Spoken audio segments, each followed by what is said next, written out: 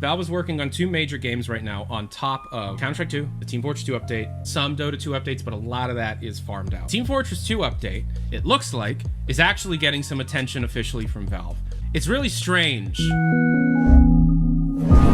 Neon Prime, the game is Overwatch mixed with TF2, mixed with Dota 2. It's a third-person, over-the-shoulder, team-based, class-based, MOBA light with a focus on the classes being their own individual personalities. When I say TF2 is in there, Brotherhood of Arms DNA lives inside of it, meaning there is a person who overlooks the map for the team and gives directions and things. It's Smite, yeah, it's Smite, but way more polished, way better art style and overall conceit. The goal is to defeat the enemy ancient, let's call it. But there's so much else going on, takes advantage of different classes, but there's a lot of world destruction that's available. Randomness in the map. The map is huge, so big that you need to take a train in order to fast travel from different points around it. It's a futuristic sci-fi, very light touches of Combine lore mixed in. It's stylized. It's 1000% stylized. I have no idea on a VR mode. Each class has its own unique and distinct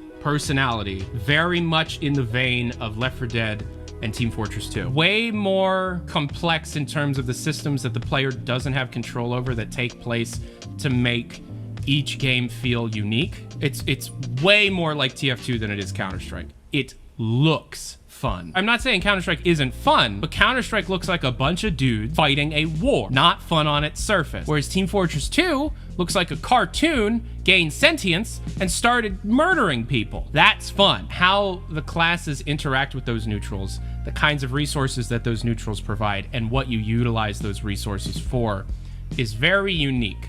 It's not just you're getting gold to buy items. There is a bit of that, but then there's also a bit of like base building going on. And then there's also a bit, depending on who you're playing, of commanding. There's a closed beta that's taking place externally as we speak. There are people outside of Valve that have access to Citadel, Neon Prime. Look, I think we're gonna hear about it before the end of the year. What is the difference between Citadel and HLX?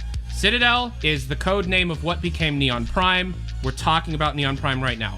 HLX is the next straightforward single-player Half-Life. How do they go about announcing a new IP? Do they make a big deal about it? Probably not. Artifact backfired on them. What I'm saying is they learned that if they hype up a new game from Valve and it's not Half-Life 3, they're going to get boozed. So they kind of have to do announcements in their own way, which is why Half-Life Alyx, a VR game, was announced through a tweet. How does the map look? Like Dota? No. Dota's top-down and fantasy. We're talking third-person, over-the-shoulder, full camera control, sci-fi. Stylized sci-fi. Any news related to HLX? It's still in development. I don't have a whole lot on HLX. Neon Prime has been the main thing because that's pretty much what Valve has been working on.